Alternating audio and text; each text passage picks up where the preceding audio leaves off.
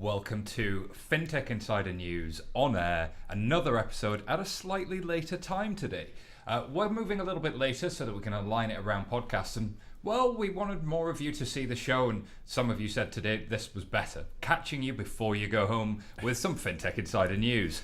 Have we become that sort of mid-afternoon slump, get a coffee, pretend to do some work before you go home moment? Well, you know, Thirsty Thursday is a thing. So you're about to go out and drink. What do you need before you go? You need that FinTech news that you're going to discuss. So that's what we're here for.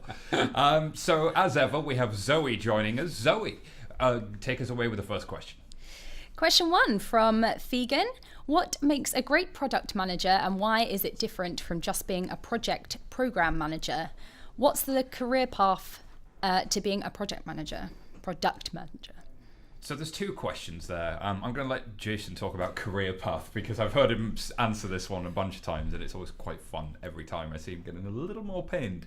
And Jason's pain is my pleasure. No, not Schadenfreude, not Schadenfreude. So the difference between program and product manager is something I've heard a lot of product managers kind of moan about over the years, because the difference, I guess, project management is very much, here are your set of tasks, let's go deliver those tasks, and has the outcome happened, have people signed off on it? Whereas a product manager is a much wider role.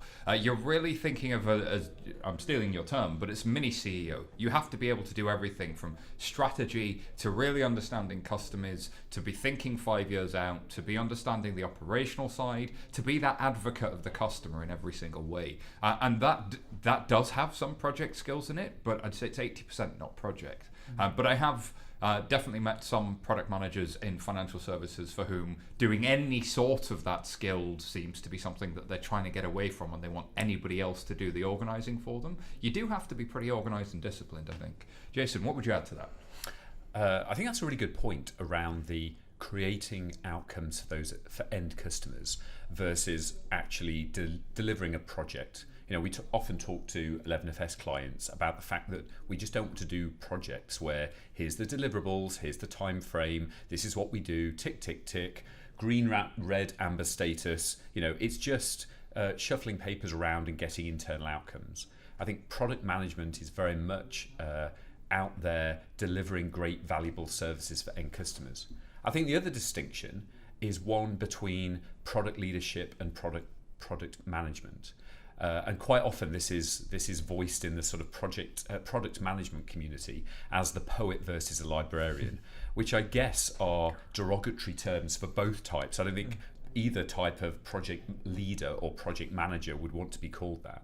But ultimately, the distinction is one about is the product manager someone who is the visionary, the person who in this marketplace of uncertainty and complexity, and there not being just this one key outcome that everyone could easily agree on, is out there selling the vision for what this product is.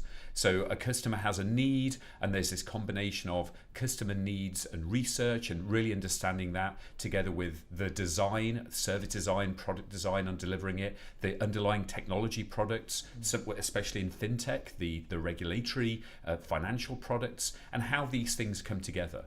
And so for me, actually, there's a distinct lack often in banks of product leadership, having that really strong vision and view as to where you're going, not just now, but in a few years' time, that can actually pull a team together because you sell them this vision, everyone buys in, and suddenly there's a cohesive team delivering it. Now, quite often you see that at the start of a fintech or the start of a new proposition. You need that in order to create that cohesive team with a goal. But as a team scales, we get much more from product leadership to product management. How do we have a number of product teams, 5, 10, 20 product teams working on different facets of the product, whether it's onboarding or doing a particular type of payment or search or a whole host of different things? And how do you use customer and end client feedback in order to iterate on that product and actually create something better? So there's almost a maturity of the digital products and different types of product manager you need at different points. But it is very different from that typical coordinating role of let's run the Gantt chart or let's run a Scrum. There's something about bringing together customer needs, design and technology to deliver great outcomes for those end customers. There we go. I don't think there's anything I could possibly add. That was fantastic.